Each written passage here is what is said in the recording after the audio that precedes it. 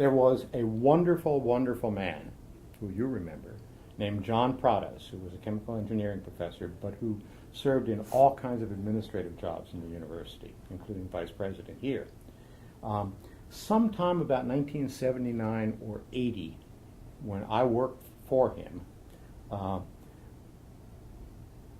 we were counting academic department heads and trying to figure out how many we had and how long they'd been heads and this, that, and the other. And it was abundantly clear that we were hiring people as academic heads, and that's the first rung of some administrative career if people want that. And they would come in, and then they would go out. And they went out much too quickly. It was about 4.5 years, which meant that they would be in training with the departmental chief secretary for the first 1.5 years, and they'd be a lame duck for the last year, and so we were getting about 1.5 years out of them. And that just seemed no good. In the days before there was the internet, finding information wasn't all that easy. So John asked me to go and find things out, to go to the library, go to meetings around the country, and try to listen and see what I could find. And I found a man in Florida named Alan Tucker, who had written a book called Chairing the Academic Department. I think it's still in print.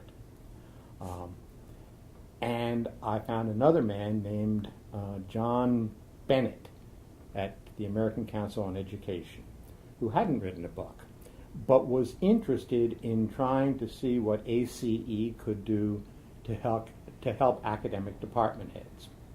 Those two guys, Tucker and his book, and Bennett and his desire to sort of promulgate what was in the book, basically came to us and said, can you create a workshop kind of thing for academic heads, using the book as the text, and not getting too specific so that Bennett could then run it off to other places. And that's what we did.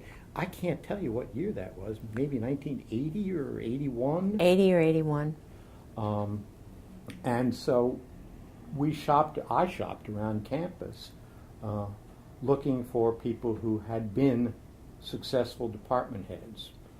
The name that comes to mind most immediately was Charlie Reynolds, who had been the head of religious studies for I don't know how long. We found Malcolm McInnes was another one from education.